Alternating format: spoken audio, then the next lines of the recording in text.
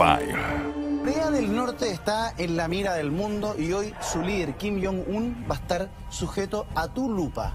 ¿Qué consideraciones iniciales harías tú, Cristian, para abordar un personaje como este? Lo primero que uno tiene que decir de Kim Jong-un, el líder norcoreano que tiene 33 años y que asumió el poder a los 27 años prácticamente, muy joven, es que este personaje es tremendamente desconocido para Occidente entero. Es realmente un enigma hablar de la biografía de Kim Jong-un.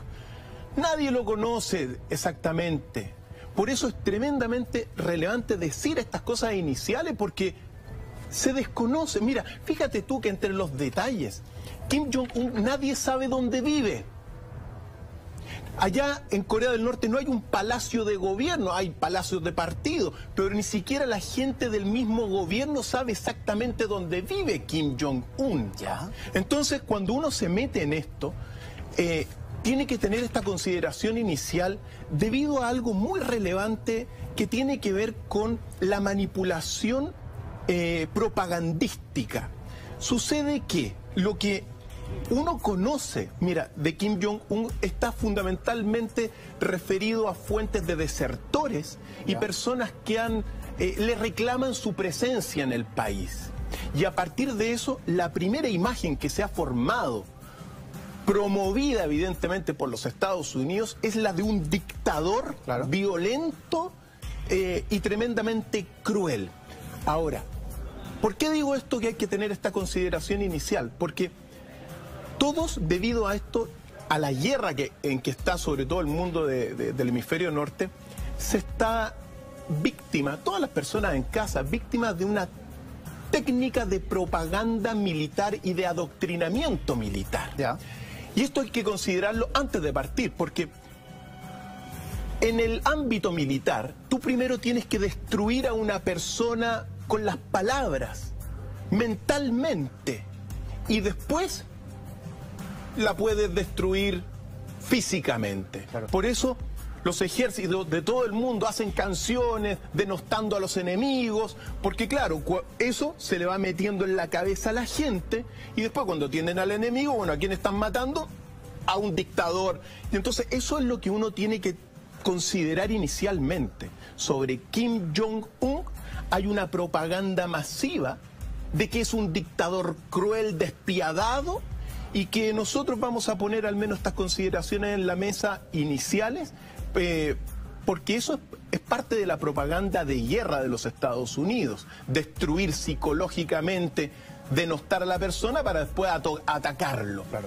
Dicho eso, y teniendo siempre esa prudencia, podemos partir. ¿Cómo llega al poder un personaje como este de 33 años llamado Kim Jong-un? Mira, él llega, se detonan una serie de factores importantes que tienen que ver con la misma infancia de Kim Jong-un. Recordar, por ejemplo, que Kim Jong-un a los 9 años estudió en Berna, Suiza. Y ahí es donde al principio se le comienza a conocer, dentro de esto poco que uno conoce de Kim Jong-un. Se dice que primero era introvertido, pero después de que se adaptó a la escuela pública donde estaba en Berna, Suiza, se le descubre que tenía talento y que le gustaba el básquetbol, los videojuegos y que, por cierto, también los aviones y otras tantas cosas típicas de un niño. De ahí uno viene a conocer propiamente tal a Kim Jong-un en esta primera instancia, es decir, en este Berna, Suiza. Hay algunas declaraciones de una tía que está en Estados Unidos que dijo particularmente que cuando la madre de Kim Jong-un le decía que dejara de los videojuegos y que se pusiese a estudiar, ¿ya? Kim Jong-un le decía, bueno, obedecía, pero decía, protestando, declararse en huelga de hambre para ir a estudiar. Bueno, son aspectos de un niño de 9 años y menor. Pero que ya reflejaba bastante de su personalidad. Kim Jong-un, bueno, tiene estas características iniciales de niño. También le gustaba, por cierto, Jean-Claude Van Damme y los Beatles.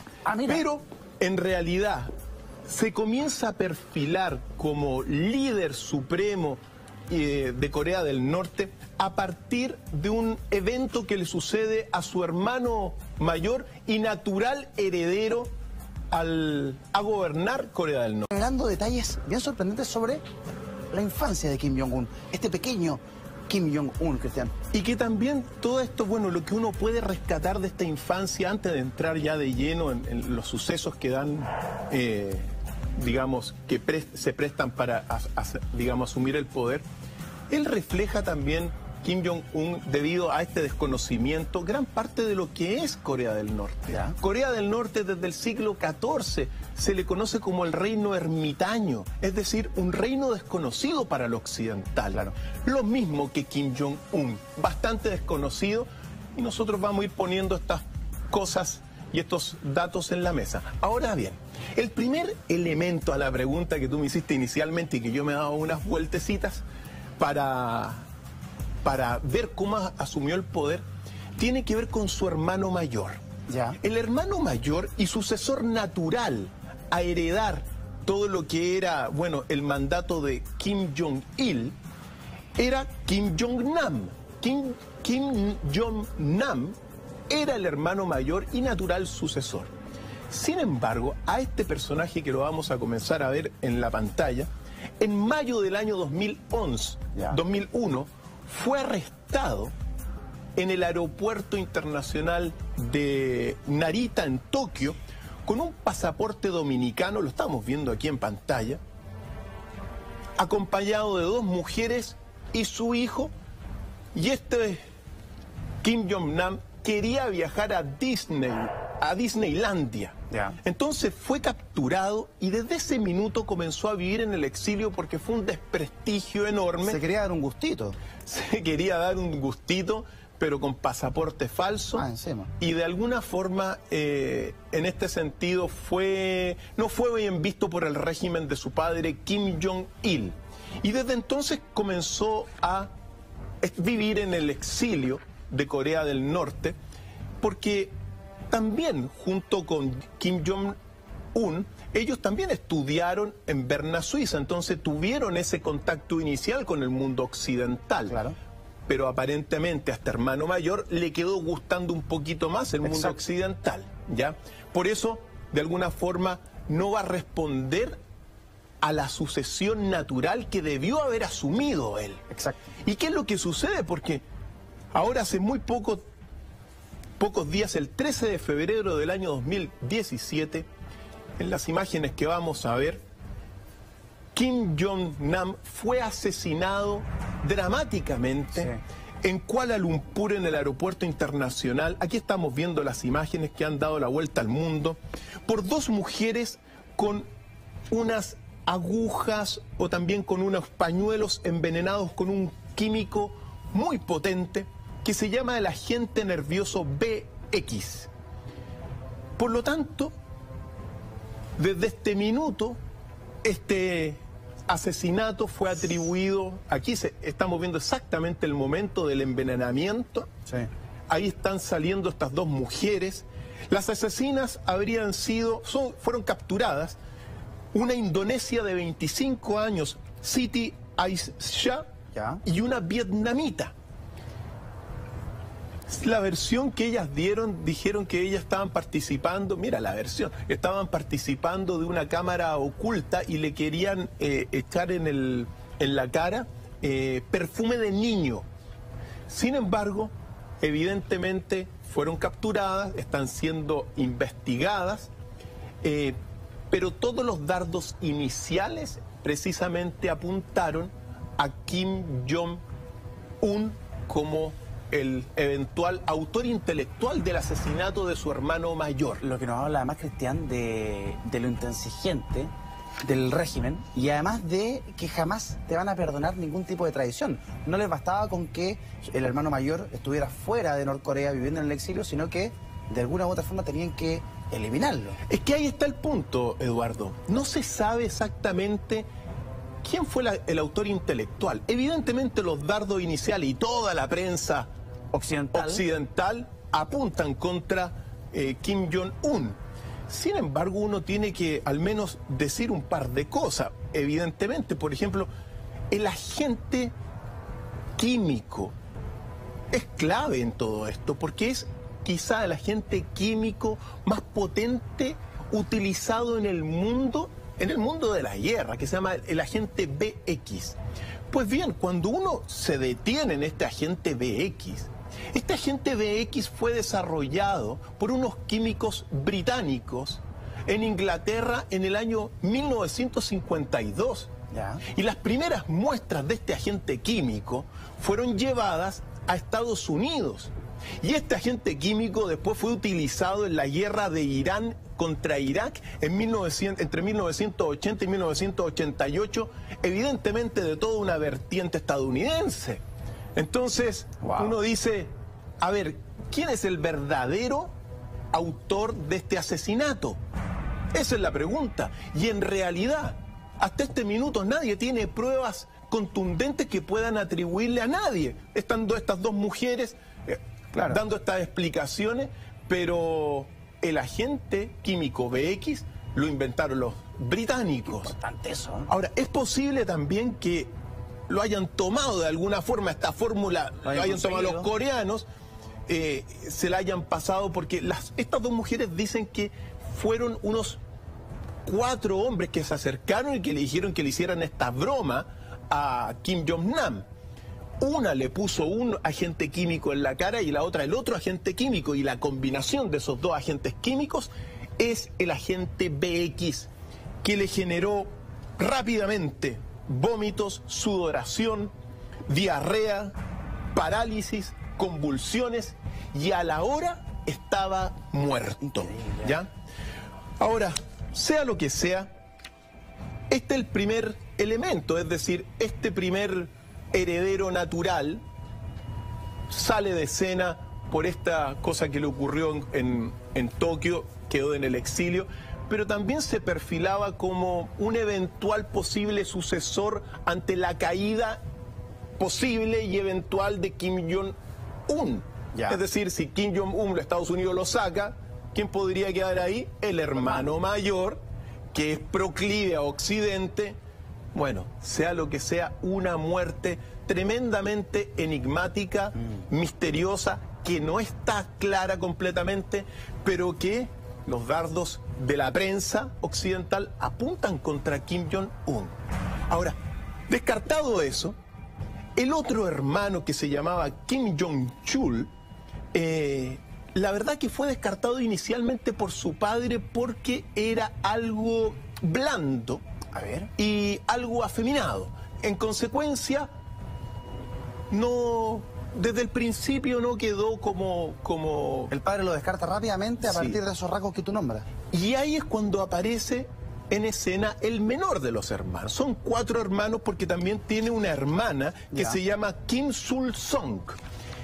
Y claro, evidentemente en el momento dado, este Kim Jong-il, el padre, tuvo 3 esposas, pero la esposa más querida precisamente fue la madre de Kim Jong-un. Ella se llamaba Ko Jung-hee, y que era fue una querida bailarina y artista y actriz de todo el régimen del padre de Kim Jong-un.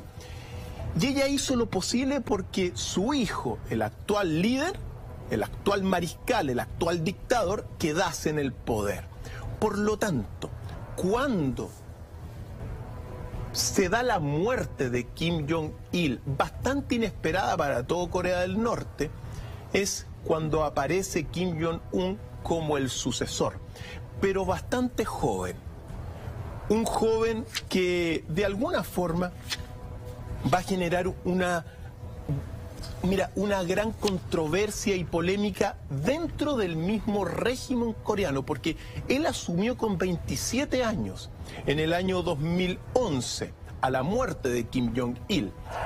Y todos los viejos generales, mariscales, jefes de ejército, vieron a este joven como alguien de muy poca experiencia para asumir el control del país. Y en consecuencia es donde aparece la primera cara de este líder norcoreano que es la cara de dictador, opresor del pueblo, porque tan pronto asume Kim Jong-un, comienza una purga contra una serie de generales y oficiales importantes que estaban a favor, de alguna forma, no, más bien dicho, que no veían con buena cara que un joven asumiera el poder. Por eso uno tiene que decir que tan pronto asume y comienza esta purga Kim Jong-un, al menos 7 altos funcionarios del ejército de Corea del Norte son ejecutados por Kim Jong-un. Cristian, quiero llegar a esta etapa que es bien oscura, bien extraña además, en donde en Occidente entendíamos muy poco lo que sucedía, pero quiero buscar algunas respuestas en la infancia de Kim Jong-un, porque fue una infancia, por decirlo menos, excéntrica, donde sucedieron cosas bien particulares. ¿Nos podríamos referir a aquello, Cristian? Sí, mira, la infancia, mira, primero, no se sabe, mira, él nació en 1983, por ahí lo tengo, el 8 de enero de 1983. Toda la primera etapa es muy desconocida. Se sabe, eso sí, que aparece en escena pública, o al menos, bueno, no tan pública en realidad, cuando entra en Suiza. Ya. Cuando entra en Suiza, digamos, con nombres falsos, con sus otros 2 hermanos, para estudiar en Suiza. Y es ahí donde hay algunos profesores en su colegio donde van revelando un poquito cómo es él. Al principio introvertido, pero tan pronto se acostumbra.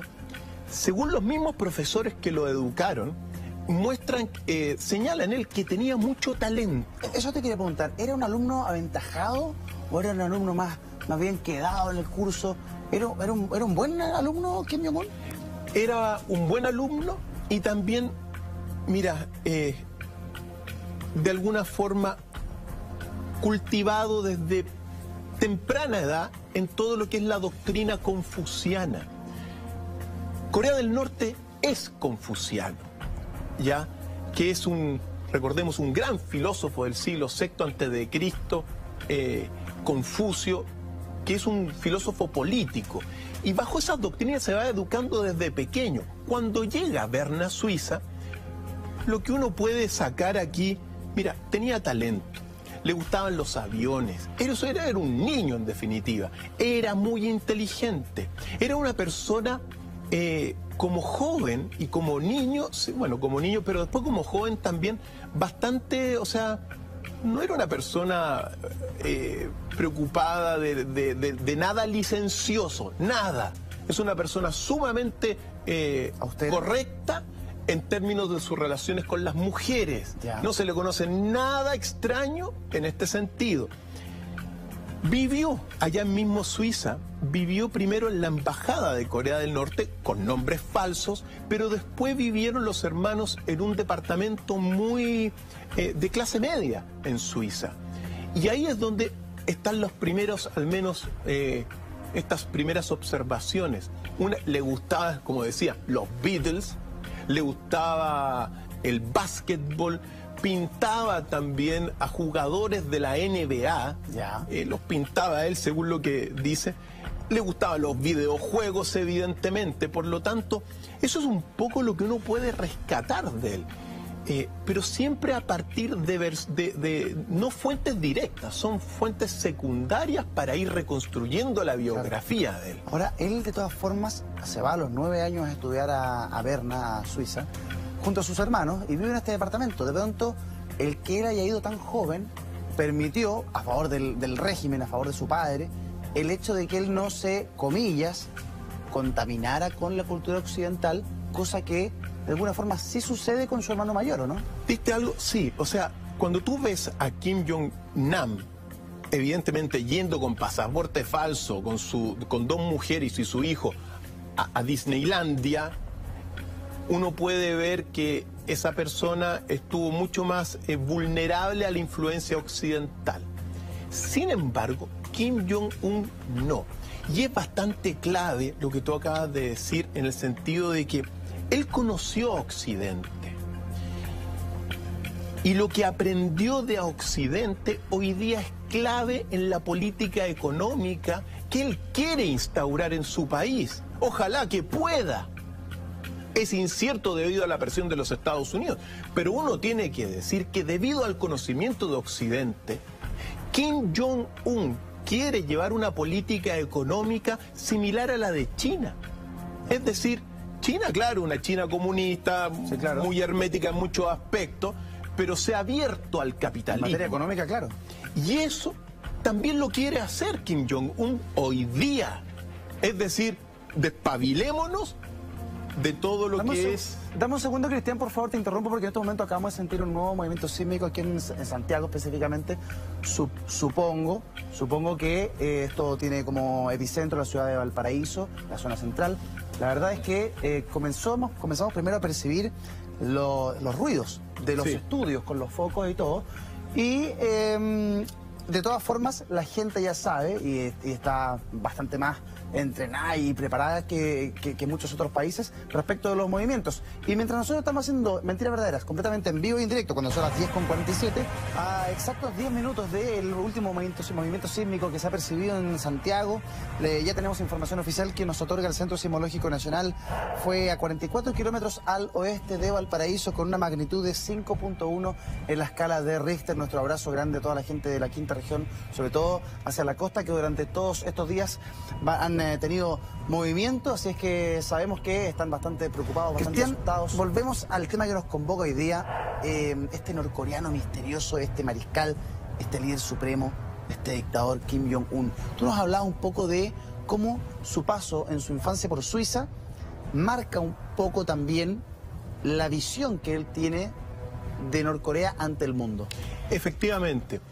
Y es muy relevante señalar que, claro, él conoce a Occidente, pero él es propiamente el reflejo de lo que es Corea, la antigua Corea, ese reino ermitaño. Entonces, no quiere abrirse a Occidente y perder la identidad de miles de años, como lo hizo Corea del Sur. Por lo tanto, él lo que quiere, y lo ha declarado, y es bueno que al menos la gente lo sepa, que quiere tener una política económica similar a la que tiene China. Es decir, abierta al conocimiento, al capitalismo, a los progresos que puede generar esta doctrina económica, pero guardando la identidad de su país. A tal grado que uno tiene que saber también que ha enviado a varios de jóvenes a estudiar a diferentes partes del mundo, a Kuala Lumpur, a Canadá, para aprender de la economía estadounidense, la economía capitalista. Entonces, eso es relevante para poder decirlo. No es una persona completamente cerrada, sino que guarda su identidad, la identidad de su país, pero al mismo tiempo quiere incorporar esto, porque uno tiene que saber también, Corea del Norte, claro, se ha transformado en uno de los 9 países con poder atómico, pero es un país en vías de desarrollo. Es un país que hace unos años atrás con Kim Jong-il pasó hambruna y que hoy día está más o menos bien, pero ojo, es un país en vías de desarrollo. Y están haciendo las cosas como mejor le compete. Pero dicho esto, y un poco de esta infancia, digamos, en Suiza, conociendo al mundo occidental, uno tiene que al menos volver a esta parte cuando asume el poder. Porque recién cuando asume el poder el año 2011 es cuando se va a manifestar su rasgo de dictador. El que más le gusta exaltar a los Estados Unidos, obviamente. ¿Por qué? Retomando, porque como era muy joven, los viejos del régimen, los generales, etcétera, no le gustó que esta persona que quizás no estaba tan preparada para asumir el poder, ojo, el poder absoluto de una potencia nuclear, no le gustó que fuera tan joven. Recordemos al menos los títulos que ostenta Kim Jong-un. Secretario General del Partido del Trabajo, presidente de la Comisión Militar Central, presidente de la Comisión de Defensa Nacional, comandante supremo del Ejército del Pueblo Coreano, miembro del Presidium del Comité permanente del Politburó del Partido de los Trabajadores de Corea y general de 4 estrellas. Así que más o menos manda todo. Claro, más o menos manda todo. Entonces, no le gustó. Por eso en el año 2011 ejecutó al menos y comienza una ejecución de 7 altos funcionarios del ejército de Corea que de alguna forma no vieron con buenos ojos que asumiera el poder. Pero después, en el año 2013, ocurre una ejecución que dio la vuelta al mundo porque ejecutó a Jang Son-taek. ¿Quién es? Jang Son-taek era el segundo del régimen, ya que ya venía con su padre, Era el segundo, claro, cuando estaba Kim Jong-il. Claro, y ya había heredado y seguía en el régimen. Y lo ejecutó. Él también, Jang Son-taek, que va a aparecer por ahí, fue vicepresidente de la Comisión Militar Central. ¿Y qué es lo que sucedió? Sucedió que Kim Jong-un fue acusado, no él, sino que lo acusaron de faccionalismo, delitos para perjudicar la economía y ser poco leal con Kim Jong-un. Ahora, es más, Jang Son-taek, según el jefe de espionaje de Corea del Sur, Ya. era una persona que había incurrido en corrupción, Ya. en despilfarro de bienes del Estado y en promiscuidad. Ah. Y tomando estos elementos, fue ejecutado en un evento que dio la vuelta al mundo y que, claro, perfila a Kim Jong-un en su primera cara de dictador de Corea del Norte. Esta purga que él realizó entre el 2011 y el 2013 y que continuó luego, ¿tenía que ver solamente con limpiar a gentes que estaban contra sus ideas, con meter sangre nueva, con modernizar un poco algo, o simplemente era para que nadie le hiciera, como se dice, olitas? Era por lo que tú señalaste. En general, primero esta purga fue para acabar con estas personas que no vieron con buen ojo la llegada de una persona tan joven al poder absoluto en Corea del Norte. Pero, al mismo tiempo, fíjate tú, con esta muerte de Jang Son-taek, el segundo del régimen de mucho tiempo, y que dio la vuelta al mundo, refleja también que este personaje a Kim Jong-un no le servía en la administración del Estado. Declarado, como yo te decía, por el jefe del espionaje de Corea del Sur como una persona corrupta, como una persona que había despilfarrado los bienes del Estado y también que había incurrido en la promiscuidad, propia también un poco del régimen de Kim Jong-il, no del actual Kim Jong-un. Ahora, dicho esto, uno tiene que recordar un poquito las normas de la administración de Confucio y que un poco explican por qué este personaje fue ejecutado. Y me permito leer rápidamente, por favor, adelante, unos textos del siglo VI antes de Cristo de Confucio y que te van a explicar por qué es muy importante la administración y que este personaje no le funcionaba. Pero dice lo siguiente: la norma en la administración es contar con los mejores. Pero si un funcionario ejerce un cargo de importancia en el Estado, siente envidia de los hombres inteligentes y virtuosos, nunca hay que fiarle el cuidado de un hijo ni de los nietos, menos del pueblo. Es decir, Jang Son-taek sentía envidia de Kim Jong-un. Ahora bien, por regla general, estos individuos envidiosos en la administración del Estado solo buscan aumentar los impuestos para acumular riqueza personal. Y si eso ocurre, se rodearán de hombres perversos quienes aparentarán ser justos y el país estará dirigido por bandos medios depravados, lobos con piel de cordero. Así hablaba Confucio. Ahora bien, aquellos seres tan funestos, envidiosos en la administración del Estado, que han llenado la administración del Estado, es preciso desterrarlos fuera de las fronteras del país, exiliarlos de los trabajos y no permitirles que ejerzan sus malas influencias.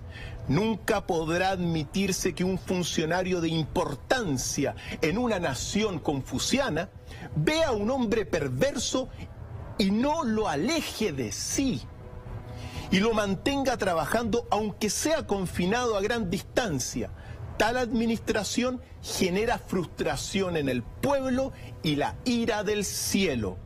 Y si se llega a este punto, ni la acción más justa podrá detener la decadencia del Estado. Wow. Estas son las palabras de Confucio, ¿ya? Entonces, claro, De quien Kim Jong-un es un ferviente seguidor de toda su vida. Por supuesto. Entonces, cuando uno ve lo que ocurrió acá y los cargos, no solamente los cargos que le atribuyó el mismo régimen de Norcorea, sino que los cargos también de Corea del Sur contra este Yoon Sang-taek, bueno, ejecutado fue en el año 2013, según esto, porque te corrompe al pueblo, Claro. te corrompe la administración. Porque va a ser Cuando una persona se enriquece a partir de los bienes públicos, te desmoraliza al pueblo. Claro. Confucio. Fantástico eso. Y hace que la decadencia sea inevitable, además lo señala Confucio. Así es. Por eso, después siguió el purgamiento. Y en total, mira, no se sabe a cuántas personas en estos primeros años, sobre todo en los primeros años, ejecutó Kim Jong-un. Se sabe también que en el año 2014 ejecutó al viceministro de Seguridad Pública con un lanzallamas que se llamaba Oh Sang-hong.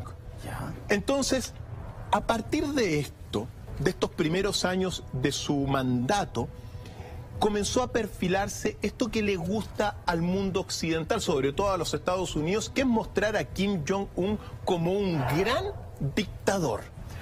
Ahora bien, al mismo tiempo, con estos años, hubo muchas personas que comenzaron a arrancar del país, Ya. porque no le gustaba el régimen de Kim Jong-un.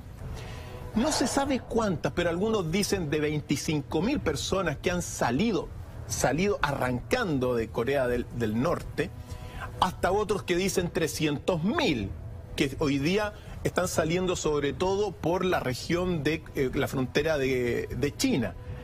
Cuando los toman en China, a muchos son repatriados. Pero aquí viene algo relevante, porque quizá toda esta primera cara de Kim Jong-un la refleja precisamente una niña que se llama Yeonmi Park, Ya.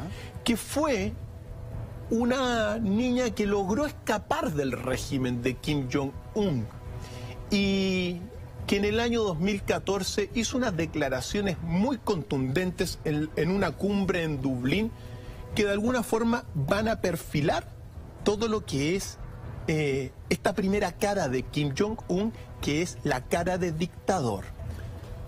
Tenemos la declaración.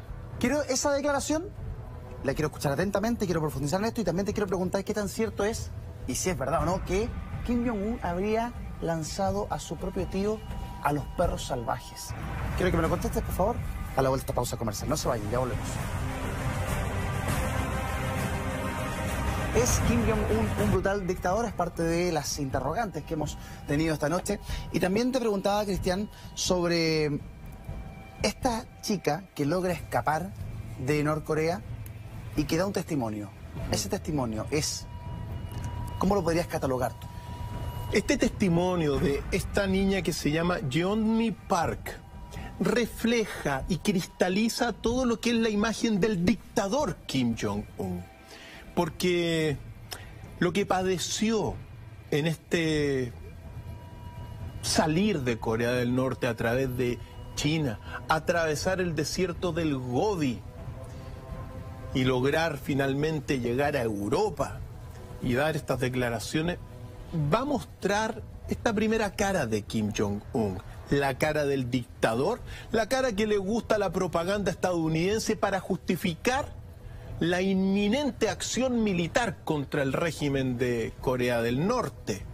Pero hay otras caras también que vamos a ir viendo. Pero sí, tenemos la declaración de Yeonmi Park y que de alguna forma, como les dije, amigos, sintetiza lo que es esta primera cara de Kim Jong-un. Vamos a verla, señor director.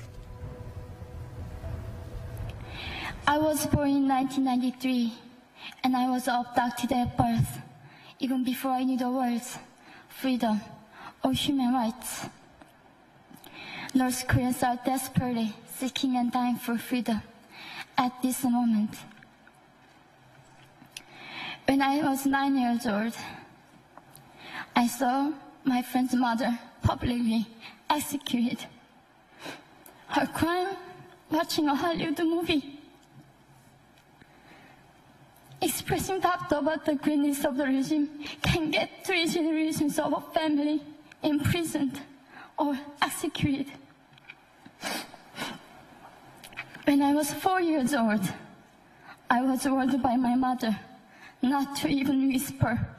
The birds and mice couldn't hear me. I admitted I thought the North Korean dictator could read my mind. My father died in China after he escaped North Korea. And I had to bury him at 3 a.m. in secret. I was 14 years old. I couldn't even cry. I was afraid to be sent back to North Korea. The day I escaped North Korea, I saw my mother raped. The rapist was a Chinese broker. He targeted me. I was 13 years old. There is a saying in North Korea, women are weak, but mothers are strong. My mother allowed herself to be raped in order to protect me. North Korean refugees, about 300,000, are vulnerable in China. 70% of North Korean and teenage girls are being victimized, sometimes sold for as little as $200. We walked across the Gobi Desert, following a compass. When they stopped working, we followed the stars to freedom. I felt only the stars were with us. Mongolia was our freedom moment. Death or dignity. Under the knives, we were prepared to kill ourselves if we were going to be sent back to North Korea. We wanted to live as humans. Solo queríamos vivir como seres humanos. Muerte o dignidad. Más, todos los relatos de una niña, de una joven, de una mujer abusada, violentada. ¿Puede ser un testimonio como este que acabamos de ver, para mi gusto desolador, desgarrador, Cristian, manipulado de alguna forma? Obviamente que puede ser manipulado, pero aquí viene una cosa. Evidentemente todo lo que ha hecho en esta primera etapa de dictador de Kim Jong-un se refleja en esta pena, en este dolor. Es decir, detrás de cada muerte hay dolor, de cada persona, digamos, ultrajada, hay tremendas, llanto. Por eso, este caso es el principal caso, bueno, no es el único, pero a partir de esto se forma esta imagen de Kim Jong-un, porque detrás, mira, uno tiene que saber una cosa, detrás de toda decisión de un hombre de Estado, líder de un país nuclear, también hay llantos también hay pena, y esta es la consecuencia también, porque en esta primera etapa de la purga que hizo Kim Jong-un, se desconoce exactamente a cuántos altos oficiales ejecutó,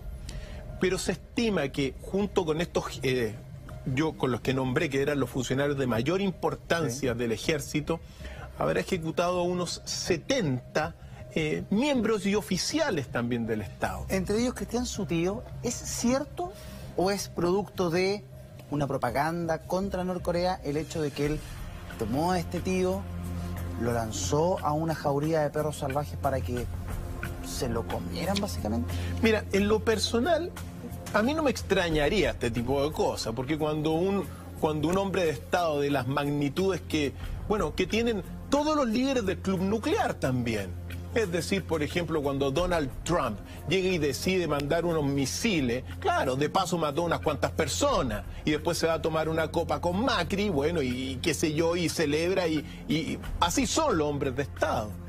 Es decir, cuando tienen que ejecutar, ejecutan. Entonces, ahí viene la otra cosa, cómo lo ejecuta. Unos prefieren apretar un botón y, digamos, así no preocuparse, prácticamente eliminarlo con las bombas. Pero otros, por ejemplo, de otros países, no me extrañaría que tomaran estos perros, por ejemplo. Estas medidas mucho más. Y también, por ejemplo, estos lanzallamas también. Sí, total, que cuando uno decide la muerte, uno de estos altos jerarcas decide la muerte de una persona, es bastante secundario.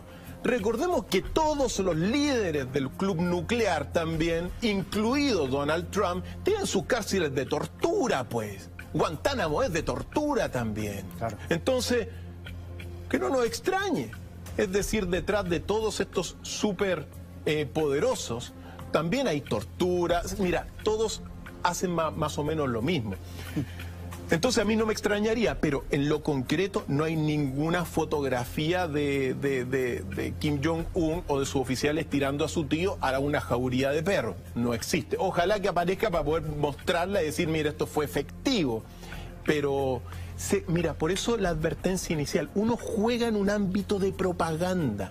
Entonces uno tiene que tener muchísimo cuidado con todo lo que es la propaganda, que te va a limpiar el cerebro y después, ¿qué es lo que te va a generar? Claro, cuando se decida Donald Trump a atacar, ¿a quién va a atacar?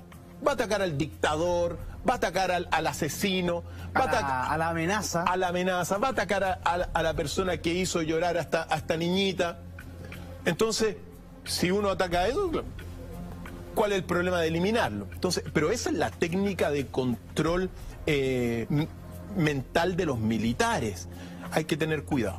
Sea lo que sea, cuando uno comienza a ver otra cara de Kim Jong-un, mira, de alguna forma uno comienza a ver también un perfil muy parecido, de alguna medida, a Hitler.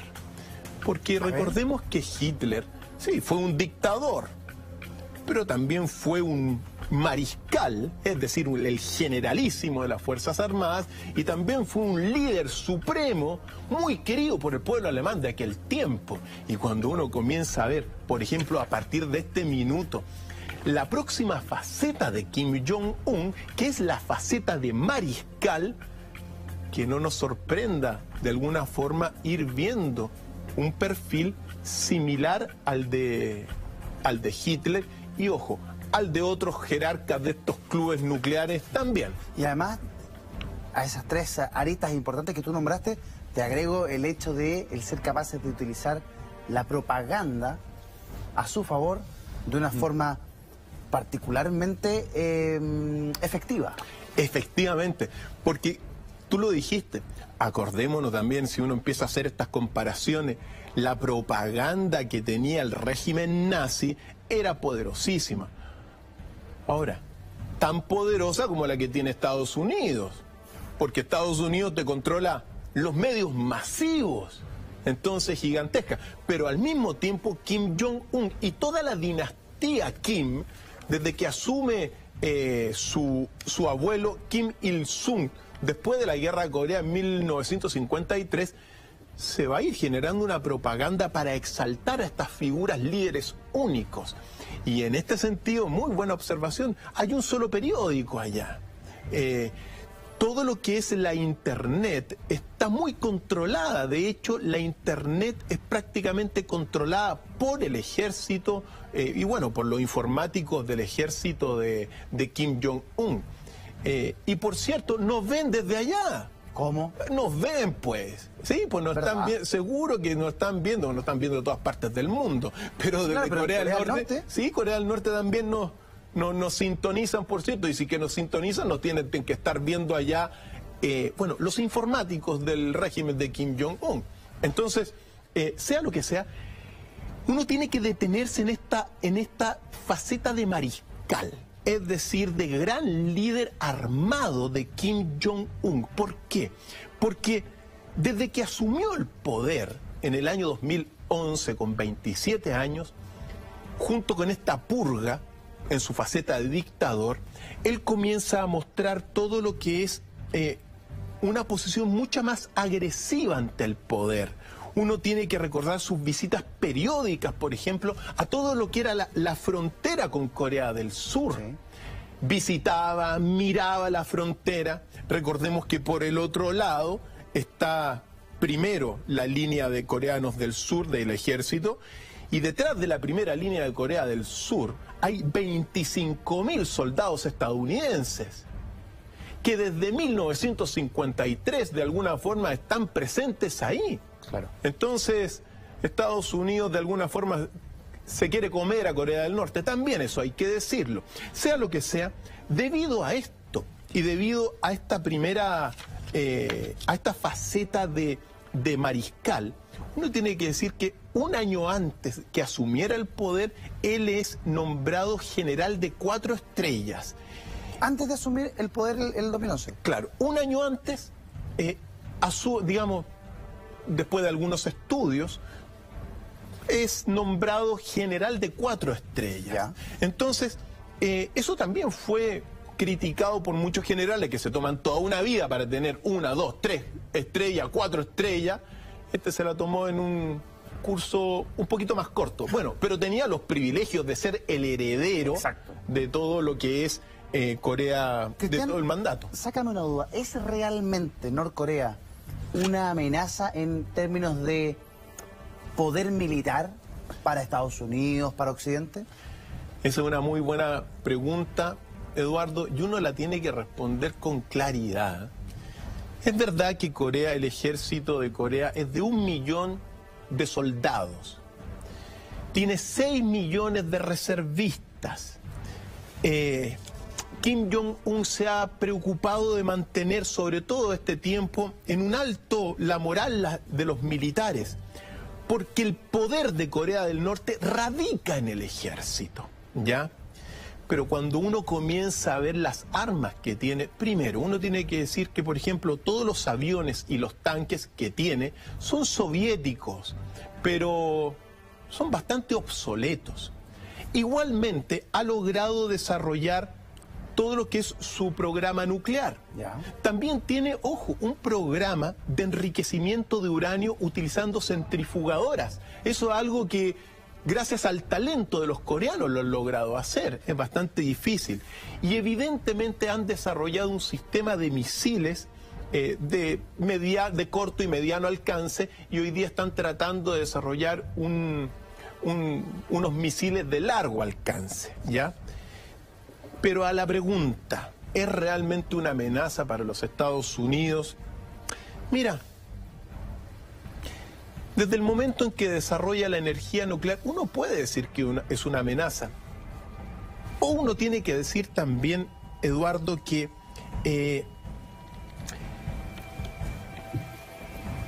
Corea del Norte, todos han puesto el foco hoy día en sus cohetes de largo alcance, que hoy día no los tiene, es decir, para llegar directamente a las costas de Estados Unidos, no los tiene. Pero, y aquí es lo relevante, debido a su red de comunicaciones y también a sus empresas comerciales, en realidad Corea del Norte, a través de estos mecanismos, puede poner una bomba nuclear en cualquier parte del mundo, a través de sus empresas, como te decía, comerciales, su red de comercio, que llega a muchísimas partes. Entonces, evidentemente, uno puede perfilarlo como un potencial peligro para los Estados Unidos. Pero realmente, si uno mira el escenario, estamos hablando de un país en vías de desarrollo, un país que recién está saliendo de la hambruna y que realmente cuando uno pone en la balanza el músculo militar, bien poco puede hacer contra los Estados Unidos. Ahora, muy poco. Cristian, ok, te entiendo, está bien. Ahora, puede hacer daño, pero Estados Unidos es... se la quiere dar de policía del mundo. Se tira contra los más débiles. Y débiles, ¿qué es lo que quiere hacer Estados Unidos? Él dice que quiere acabar con el peligro nuclear. Pero en realidad, para Kim Jong-un, la base de la paz y de su posicionamiento en el mundo es tener el desarrollo nuclear. Es para que sea respetado. El mariscal en este sentido de Kim Jong-un está desarrollando esto para ser alguien en el mundo de alguna forma. Para posicionarse. Efectivamente. Ahora, Cristian, ¿por qué te preguntaba respecto del poder militar? Que de pronto puede generar muchas dudas de si Norcorea tiene o no el poder para amenazar a Estados Unidos o amenazar a Occidente. Porque al menos en materia informática, nadie daba un peso por Norcorea, o nadie creería cierto que Norcorea podía atacar a Occidente, hasta que salió la película en donde se mofan de Kim Jong-un y Norcorea decide atacar a Sony Pictures y lo hackea sin ningún problema. O sea, se meten con un gigante norteamericano, lo botan, lo hackean y los tienen vueltos locos de cabeza durante mucho, mucho tiempo. Eso demuestra esta faceta de alguna forma de Kim Jong-un de mariscal. ¿En qué sentido? Tienen una capacidad real. Mira, tienen una capacidad real. Cuando los norcoreanos se concentran en torno de un propósito, lo han demostrado.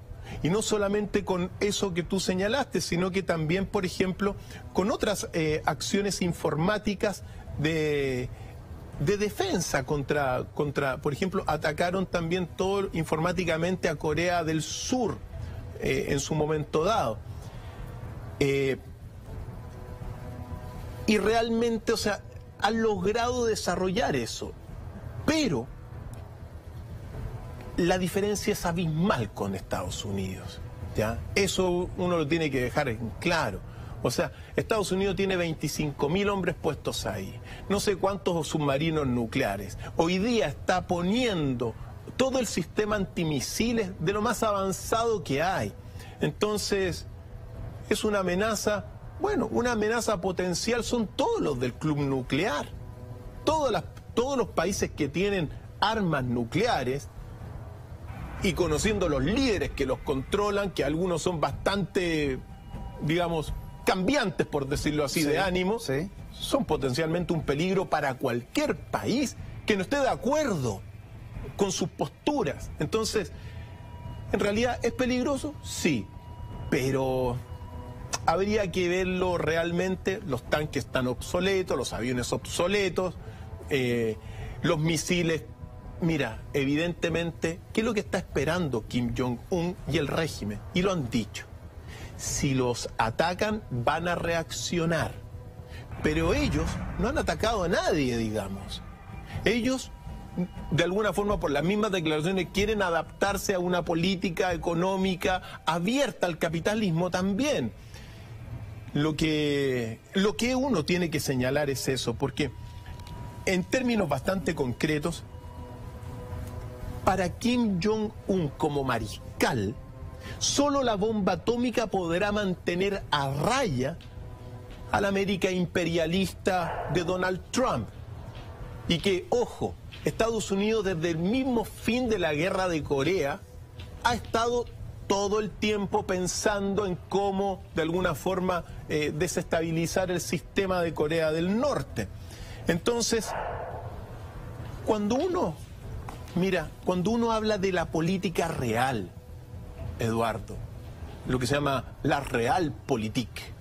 La realpolitik es la política de la guerra. Las naciones valen por cuánta sangre pierden defendiendo a su nación. Esa es la política real. no esta politiquería que tenemos acá en nuestro país, que lo único que hacen parece, bueno, no me meto acá en Chile mejor, ¿ya? Pero la política real es la política de la sangre, es la política de cuántas vidas pierdes por defender tu país. Y en este sentido, Kim Jong-un como mariscal tiene claro eso, y lo tiene claro desde que nació con su padre. Por eso viene aquí todo el enfrentamiento con los Estados Unidos, porque recordemos que previamente con Clinton estaban las relaciones bastante bien con Corea del Norte, y después cuando llegó Bush, las cosas se desmoronaron y Bush, hijo, fue el que señaló que Corea del Norte era parte del eje del mal. Eso hay que señalarlo, porque cuando uno habla de eje del mal, ojo, en Corea del Norte también hay niñitos inocentes. En todos estos países hay personas buenas de corazón. Entonces uno no puede decir que la nación entera es criminal o que es el eje del mal. Eso es absurdo.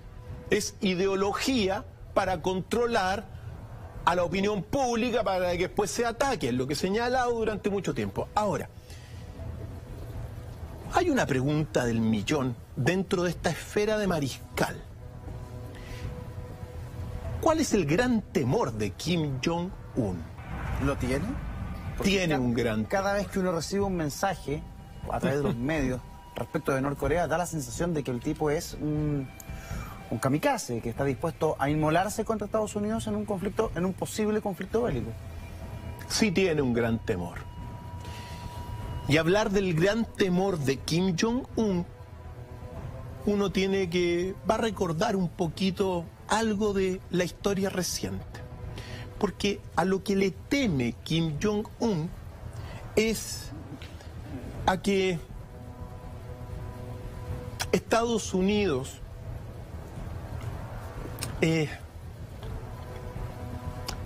tome acciones similares a la de ciertos líderes que han muerto el último tiempo. ¿A qué le teme Kim Jong-un? Es a correr el destino, por ejemplo, que corrió Nicolae Ceausescu en Rumania en 1989. Ya. Comunista, que se abre al occidente, ojo con esto, y que después su pueblo se rebela contra él y lo ejecutan. Ceausescu. Kim Jong-un no quiere tener el mismo destino que Nicolás Ceausescu, pero también no quiere tener el mismo destino que tuvo Saddam Hussein en el año 2006. Recordemos que Saddam Hussein fue amigo de los Estados Unidos. Un aliado estratégico. Por supuesto.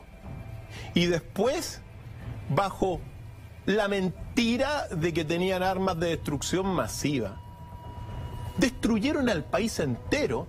Y recordemos lo que le pasó a Saddam Hussein. Terminó ahorcado. Ceausescu, ejecutado. Saddam Hussein, ahorcado. Y tampoco quiere tener el destino Kim Jong-un de Muammar Gaddafi, que en Libia en el año 2011 terminó también ejecutado por su propio pueblo. Pero ¿por qué digo esto? Y por qué esto es muy importante, porque todos estos países y todos estos líderes, según Kim Jong-un, al no tener armas nucleares, tuvieron que transar con los Estados Unidos. Y lo peor es transar con el gran imperio, pues. El imperio primero te da la mano y después te quita la mano, claro, te traiciona, porque así son los imperios. Bueno, así han sido todos los grandes imperios de alguna forma. Entonces, frente a ese escenario, Kim Jong-un y el régimen entero no quiere venir a transar tanto con los Estados Unidos, sino que negociar un poco más de igual a igual a partir de la energía nuclear.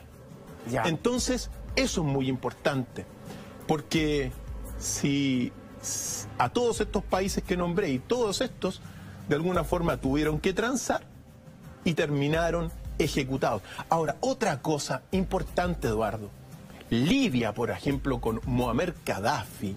Libia, ese año 2011, era el país más avanzado de África. Tenía todos los índices económicos, sociales, políticos, de crecimiento económico también, como le gusta al capitalismo. Era el mejor país de África. ¿Y ahora cómo está? Un país destruido completamente. Un estado perdido. Pensemos lo que es también Irak. Claro. Otro estado destruido. Estamos hablando de Mesopotamia, Irak. Una de las cunas de la humanidad prácticamente. Junto con la India. La India es la cuna de la humanidad, pero bueno. Mesopotamia, o sea, todo lo que es Irak, los museos de Irak destruidos. Pensemos lo que es Siria. Da pena ver lo que era Siria hace unos cuantas décadas atrás y lo que es Siria hoy día. Es un país en ruina, pero Estados Unidos se ha asegurado de que los ha dejado, mira, atrasados 50, 100 años. O sea, para recuperar Siria, para recuperar estos países, van a pasar mucho tiempo. Y además, la acción de Estados Unidos no es condenada por gran parte de los países del mundo. En cambio, si fueran países como Norcorea, quienes atacan a otro país de la manera en que Estados Unidos ha atacado Siria, serían condenados inmediatamente, bajo esta teoría, ¿no? Por supuesto que sí. Entonces, cuando uno dice, claro, oye, momento, cuando hablamos nosotros del club nuclear, estamos hablando de Estados Unidos, Inglaterra, China, Rusia, Pakistán, India, Francia, Israel, y ahora Corea del Norte se metió a este club. En realidad todos estos países son potencialmente peligrosos para el mundo entero, obviamente, pero uno tiene que señalar que en la política real, para hacerle frente y de alguna forma para negociar un poco de más, con mayor igualdad, claro, ese es el camino. Entonces, Corea del Norte ha demostrado a través de sus líderes, a través de su expertise, de su talento personal, que puede desarrollar todo lo que es las armas nucleares y en este sentido, claro, negociar con un poquito mayor de igualdad. Pero Cristian, el plan nuclear de Norcorea vendría siendo entonces una especie de seguro de vida, no solo de Kim Jong-un, sino que de su régimen, ¿no? Por supuesto que sí. Pensemos también que, como te decía, desde 1953 los Estados Unidos de alguna forma siempre está viendo cómo desestabilizar, cómo atacar. Siempre hay departamentos de estudio para eso. Entonces, sea lo que sea, para Kim Jong-un, digamos, el desarrollo de su poder nuclear es base para mantener la paz y ser respetado en el concierto internacional. Eso es así. Si no, ¿qué es lo que pasa? Todos los demás países no nucleares de alguna forma se tienen que bajar los pantalones ante las potencias nucleares porque si no, pueden tirar una bombita, pues. Es decir, es ahí el punto. Ahora, ¿qué es lo que sucede? ¿Por qué no le gusta a Estados Unidos que Corea del Norte tenga armamento nuclear? Porque Corea del Norte representa una idiosincrasia que Estados Unidos no la comprende y tampoco la busca comprender. Es el reino ermitaño, un reino que durante siglos no ha sido comprendido por Occidente. Por eso, Eduardo, uno tiene por lo tanto esta visión de mariscal. El mariscal que te dice, ok, Estados Unidos quiere atacar, nosotros vamos a reaccionar. Así hablan los mariscales, que en su faceta. ¿Está dispuesto? Evidentemente está dispuesto, pero él no ha atacado. Ahora, evidentemente cuando uno ve, por ejemplo, todos estos, mira, ve estos desfiles de armas, sí, ¿ya? Con unos cohetes gigantescos. La otra vez estaba viendo unos cohetes que tenían en estos desfiles doblada la punta, es decir, eran falsos muchos, pues. ¿Ah? No quiere decir que no tengan los misiles, no tengan los cohetes de mediano. El que lanzaron hoy día era real. Hoy día era un ensayo de un misil que cayó en aguas muy cercanas a Japón, entiendo. Y eso es real. Por supuesto que sí, pero... Perdón, ¿eso para qué es? ¿Eso por qué lo hace? ¿Es una respuesta? ¿Es una...? Ahí está la noticia. estamos. Corea del Norte realizó un lanzamiento fallido de un misil en medio de la creciente tensión en la península. La agencia de noticias surcoreana confirmó que la nueva actividad nuclear del régimen de Kim Jong-un no tuvo éxito. ¿Para qué hacen esto? Esto lo hacen como una, fundamentalmente, por dos fundamentales razones, ¿ya? La primera razón es para mantener la moral del ejército de Corea del Norte en alto. Ya. Porque el poder de Kim Jong-un y el poder de Corea del Norte se sustenta en el ejército. Y para mantener al ejército con la moral alta, bueno, hagamos algunas pruebas de misiles, pruebas de misiles. Han hecho bombardeos también, pero son pruebas simplemente. Todos los países, Chile, todos los años hace también sus pruebas militares. Claro, pero Chile no está en el ojo de Donald Trump. Por eso digo, no es claro, Chile no está en el ojo de Donald Trump, evidentemente.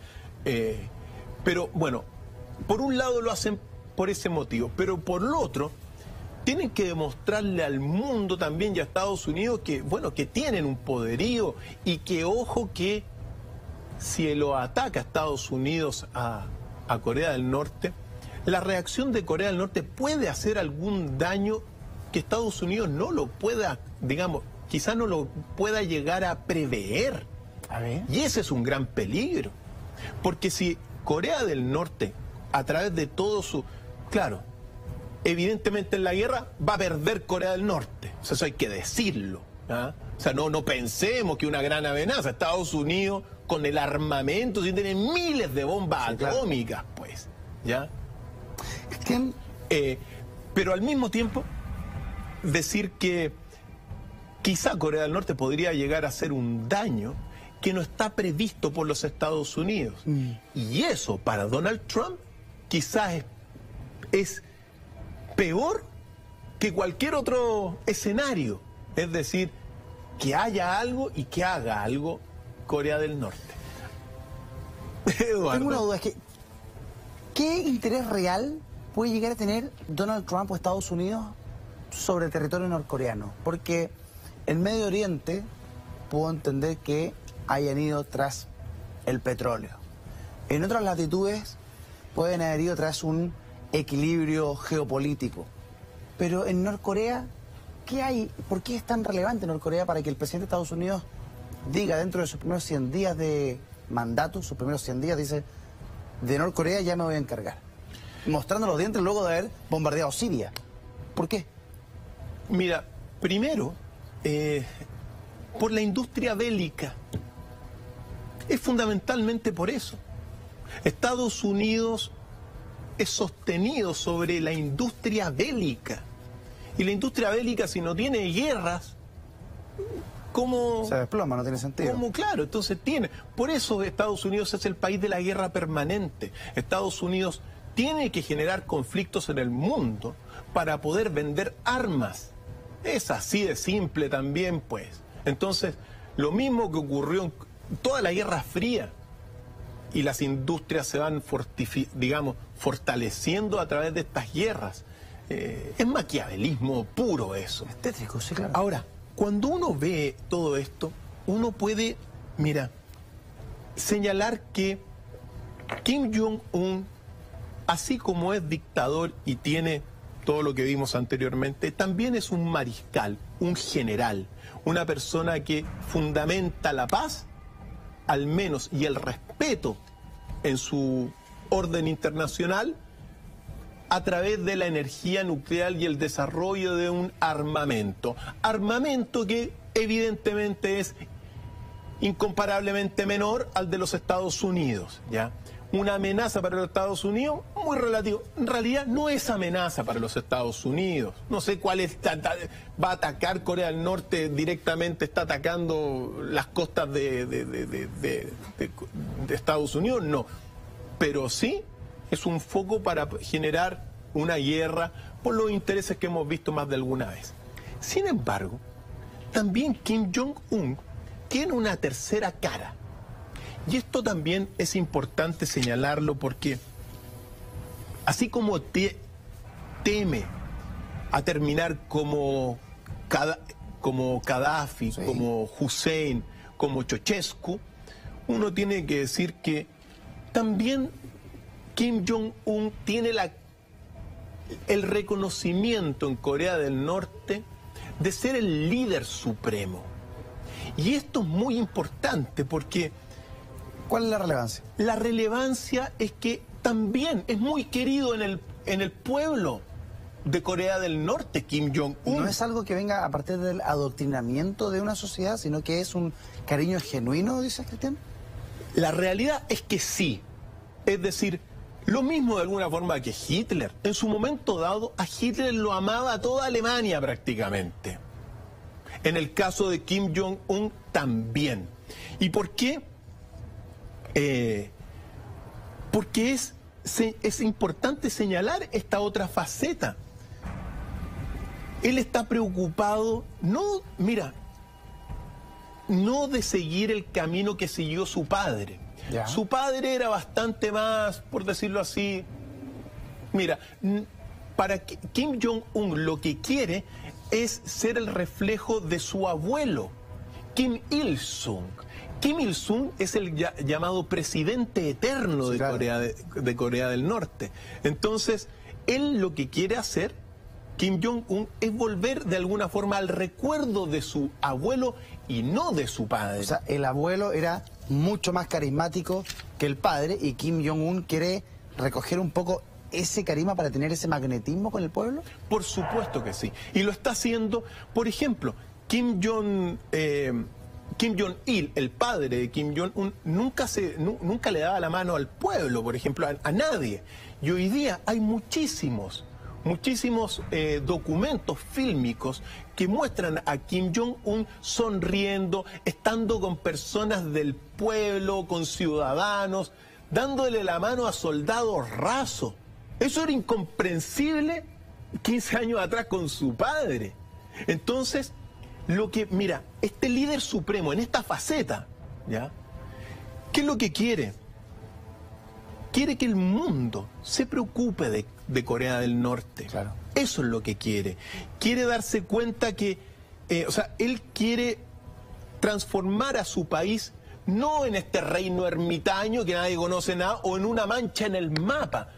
Quiere que sepamos de Corea del Norte y lo está logrando en ese sentido. Todos estamos preocupados de Corea del Norte, pero claro, a partir de todos los de Estados Unidos también. Ahora, es importante ver esta faceta del líder supremo. ¿Por qué? Porque dentro de esto, Kim Jong-un ha logrado, por ejemplo, superar la hambruna que tuvo a su pueblo con su padre. Estaba en hambruna, Corea del Norte. Y hoy día, siendo que es un país de carácter socialista, estalinista, está abierto, como te señalaba, a tener la política económica de China. Es decir, manteniendo una integridad interna, pero abierto a los beneficios que te podría llegar a dar el capitalismo. Cristian, veía ahí las imágenes a jóvenes, a niños, ni siquiera jóvenes, niños uniformados. Desde muy pequeños estos regímenes tienen este adoctrinamiento militar también para su población infantil. Desde pequeño. Obviamente hay que ver la edad exactamente, pero hay una tradición en todas, recordemos que hay una tradición de artes marciales en todo lo que es el mundo del Oriente y particularmente Corea. Sí. Recordemos que el taekwondo prácticamente, bueno, al menos en Seúl, en Corea del Sur, se hace mucho taekwondo. Entonces, son países que el ideal del guerrero es algo que está impregnado en la idiosincrasia desde pequeño. Por eso tiene 1 millón de soldados y tiene por otro lado 6 millones de reservistas. Dentro de esos reservistas hay muchísimos jóvenes también y seguramente niños que van a querer en un momento dado ir al frente. Pero recordemos, lo veíamos la semana pasada, la guerra actual, realmente los soldados son secundarios. La guerra actual es la guerra de las armas. Piensa tú lo que fue también en su momento dado el ataque que hizo Bill Clinton contra toda Yugoslavia. No pisaron ni un pie en Yugoslavia y los bombardearon con misiles, con avión, y destruyeron uno de los ejércitos más poderosos del mundo de aquel tiempo, que era el ejército de Serbia en aquel momento. Entonces, claro, ¿de qué sirve un millón de soldados si tiran una bombita atómica? De nada. Claro. Ahora, también Corea del Norte, al igual que Corea del Sur, está lleno de búnkeres subterráneos para la protección. Caso de, claro. Por supuesto que sí. Entonces, cuando uno ve esta posición de Kim Jong-un como el gran líder, un líder, ojo, y uno lo tiene que decir, querido, de alguna forma es la otra cara del dictador. Está el dictador, está el mariscal y está el líder supremo. Tiene un carácter divino para muchísimos en Corea del Norte. Y por cierto, dentro de todo este escenario, uno tiene que recordar una de las visitas más mediáticas que tuvo Kim Jong-un a su país, que fue del basquetbolista Dennis Rodman. Ah, claro. ¿Por qué esta visita es importante? Porque de alguna forma, a partir de este encuentro que tuvo lugar hace unos años atrás, mira, se perfila otro Kim Jong-un. Esto fue el 2013. Así es. ¿Por qué, Cristian? Porque muestra la cara de este Kim Jong-un, líder supremo, querido por el pueblo, amante del deporte. Por eso tenemos unas declaraciones del mismo Dennis Rodman, bueno, refiriéndose a su relación y a lo que, bueno, él mismo conversó con Kim Jong-un, y que te muestra otra faceta de esta persona enigmática y desconocida en Occidente entero. ¿Te parece que lo vayamos a escuchar? Vamos de inmediato. People can actually see, so these players can actually see that this country is actually not as bad as people project it to be, you know, in the media. I can control what they do with their governments. I can control what they say or how they do things here. I'm just trying to come here, you know, and just as a sports figure, and try to hope I can open the doors for a lot of people in the country. Es fundamental esa declaración, Eduardo, porque te está mostrando que hay gente buena ahí, que Corea del Norte no es ningún país eje del mal, ni nada por el estilo. Por eso despabilemos también. Si cuando esas declaraciones, cuando dice que el eje del mal, no, también hay personas muy buenas en Corea del Norte. Yo ahí de alguna forma me produce un sentimiento tremendamente negativo el que las personas crean que hay puras personas malas en el país. Claro. Entonces, el más claro ejemplo es Dennis Rodman, mostrando que hay gente buena, que es un país bastante ordenado. ¿Y por que qué no es como los medios dicen? Que no es como los medios dicen. O sea, es un país donde, mira, hay que ver la arquitectura. Yo le digo a todos los amigos, vean fotos de Corea del Norte como es hoy día. ¿Y saben por qué? ¿Cómo es? Porque yo lo único que veo es cuando hacen los desfiles de los misiles, el edificio con la bandera arriba, y no he visto nunca nada. La arquitectura es bastante ordenada. Evidentemente es un país limpio. Es un país limpio. Es un país con edificios donde la gente hace su actividad. Es verdad que es un régimen socialista, estalinista, que se está abriendo. Es otro contexto cultural. Pero uno tiene que señalar que, ¿por qué uno dice eso? Porque la gente también va a comprar las cosas que tiene que comprar. La gente también va a la playa, la gente también va a la piscina, la gente también ocupa una serie de, bueno, trata de llevar una vida bastante normal dentro de lo que se puede. Pero categóricamente, Corea del Norte no es ningún país del eje del mal. Hay personas buenas adentro y eso es así querido Eduardo. Cristian, ¿no te parece llamativo que haya sido Dennis Rodman quien haya ido a Norcorea?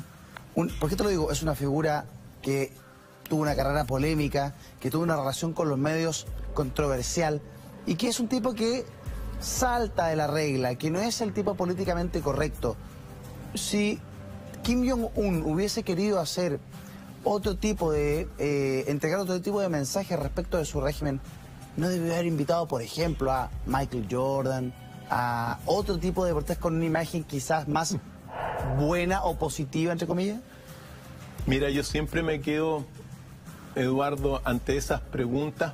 Lo importante es el mensaje, más que el mensajero. El mensajero pasa, es secundario. Lo importante es el mensaje. Quedémonos primero con el mensaje que dijo Dennis Rodman. Pero también tenemos otro mensaje que es clave de este basquetbolista. Por cierto, sobre Michael Jordan, cuenta al menos las cosas que uno tiene, que cuando Kim Jong-un era pequeño, dibujaba a Michael Jordan. Sí. ¿Es fanático de la NBA? Efectivamente. Entonces, sea lo que sea, y siempre lo he dicho, lo importante es el mensaje. El mensajero pasa. Escuchemos el siguiente mensaje en la boca de Dennis Rodman sobre su encuentro con Kim Jong-un. Veamos. Aren't they forced to? Well, I say no, because I think he's going to change something, because he says a different view. Because I sat with him for 2 days, and the one thing he asked me to give Obama something to say and do one thing. He wants Obama to do one thing: call him. He wants a call from President Obama? That's right. He told me that. He said, if you can, Dennis, I don't want to do war. I don't want to do war. He said that to me. ¡Wow! No quiero hacer la guerra. Dile que me llame. Sí. Esto es otro mensaje, esto es otra cosa entonces. Esto es importantísimo. Corea del Norte, y lo que lo dijo, no quiere hacer la guerra, pero está dispuesto a reaccionar. Estados Unidos se ha caracterizado ¿por qué?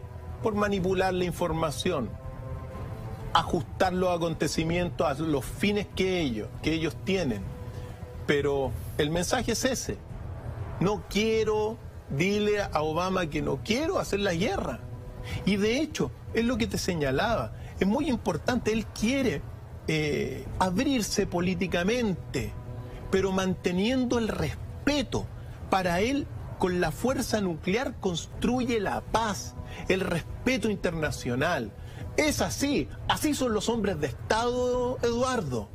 Son hombres de Estado de lo que uno está hablando, no de pajaritos políticos menores. Son personas que tienen que tomar y que a sus hombros también llevan muerte, llevan sufrimiento y se han cargado unos cuantos. Así es la política real. Ahora, otro detalle de este líder supremo, controvertido, pero controla el estilo también del cabello de todos los coreanos. Eso te quería preguntar. Sí, pues. ¿Eso es real o es parte de la contrapropaganda que se le hace desde Occidente? Que él dice cuántos cortes de pelo hay, quiénes los pueden tener y cómo se hacen. O sea, aparentemente sí. Hay 28 cortes de cabello, 18 para mujeres y 10 para hombres. Ahora, aquí está la pregunta. Entonces, claro, se ve eso nuevamente bajo la manipulación propagandística de Occidente como una, oye, ¿cómo es posible que no nos permitan cortarnos el pelo como uno quiere? Y uno tiene que decir lo siguiente. A ver, pregunta para ti, querido Eduardo. Dale. ¿Cuántos cortes de pelo has tenido tú en tu vida? ¿Has tenido 10 cortes de pelo distintos? no me daba tanto. 3 cortes de pelo. 3 cortes de pelo. Ya. En los 90 quise tener el de Kim Jong-un, pero no me dejaron. Ahora, si uno piensa también, claro... ¿Usted, doctor, perdón? ¿Usted ya que me interpela? ¿Usted cuántos cortes de pelo ha tenido? Yo creo que he tenido 2 cortes de pelo, ¿no?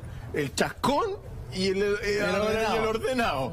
Son 2 cortes de pelo. Entonces, ojo, porque también, claro, si aparecen los punk, van a decir, oye, ¿cómo? Bueno, pero es un régimen con otra idiosincrasia. Si están las personas que se quieren pintar rojo el pelo y con todo lo que hacen, bueno... Es así Occidente con mayor libertad en esos ámbitos, pero Corea del Norte responde a otra herencia cultural. ¿Pero es cierto que nadie puede tener el corte de pelo de él?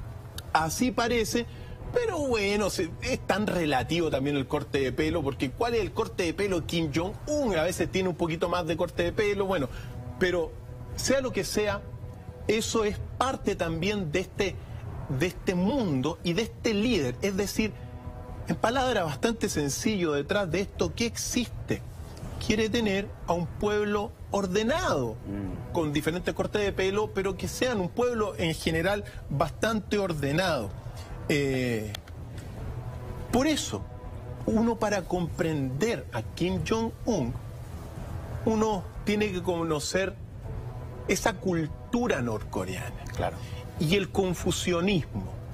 ¿Por qué digo esto? Porque sea lo que sea para Kim Jong-un, es confuciano, pero las normas confucianas también son bastante claras.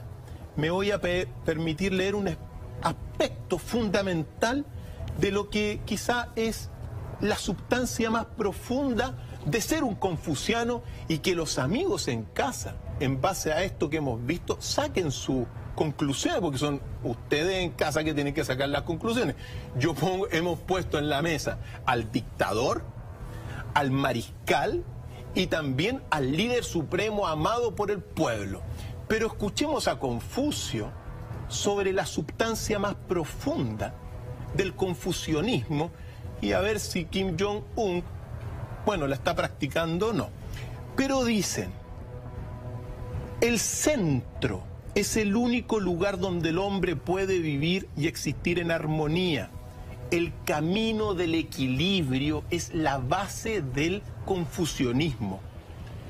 Cuando este máximo grado de perfección se expresa, todos los hombres logran su total desarrollo y la civilización alcanza la paz, el equilibrio y el orden. ¿Ya?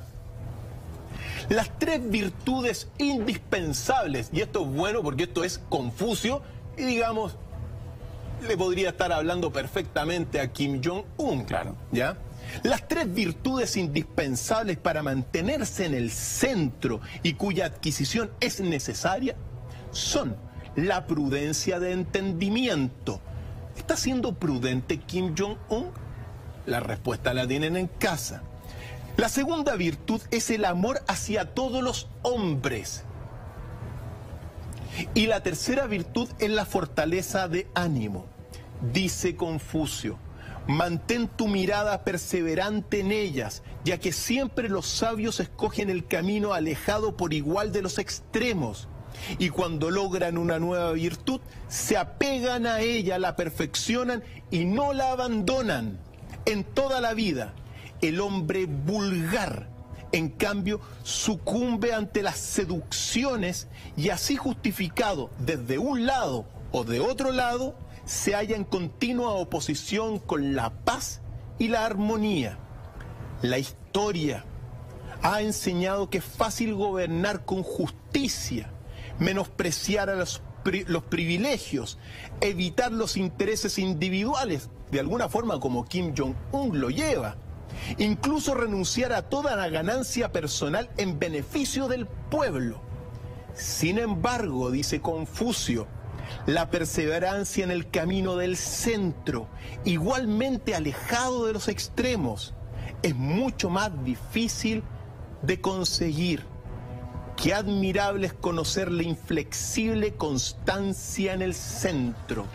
Sublime la cualidad del que ha logrado vivir en la paz con los hombres y no se ha dejado arrastrar por los delirios de los extremos. Fantásticas palabras de Confucio. ¿eh? Y además uno no tiene la oportunidad siempre de estar leyendo a Confucio en televisión. Es un verdadero lujo poder hacerlo, profesor. ¿Cómo crees tú que va a recordar la humanidad a la figura de Kim Jong-un? Mira, uno tiene que decir al menos un par de cosas. Kim Jong-un, uno puede decir que tiene tres grandes caras. La primera cara es la cara del dictador. La cara que, bueno, se refleja en el llanto de esa niña. Y que es real también. Pero también tiene la cara del mariscal. Esa persona dedicada al ejército, porque ve en el ejército y en el poder nuclear particularmente la herramienta para poder ser respetado a nivel del concierto internacional de las grandes potencias del mundo. Y la tercera cara es la cara del líder supremo, amado por el pueblo y de carácter divino, que también la posee.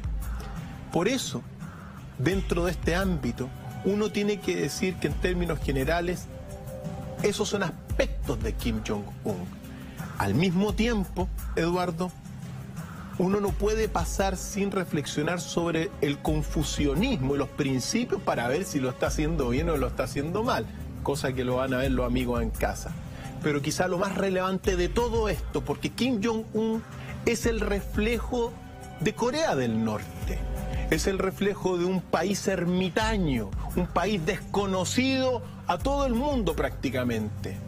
Pero uno tiene que decir, Corea del Norte no es ningún país donde abunda la maldad, donde un eje del mal o la encarnación del diablo.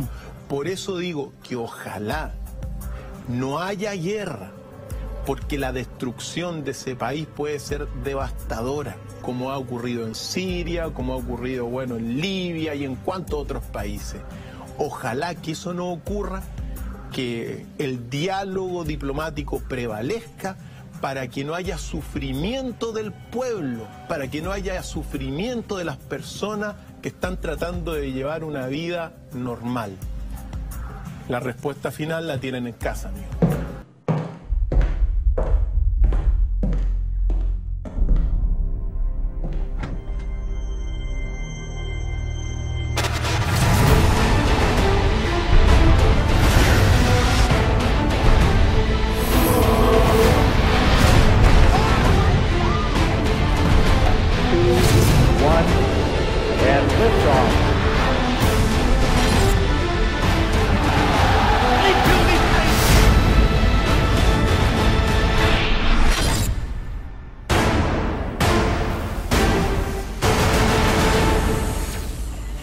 Doctor Fire.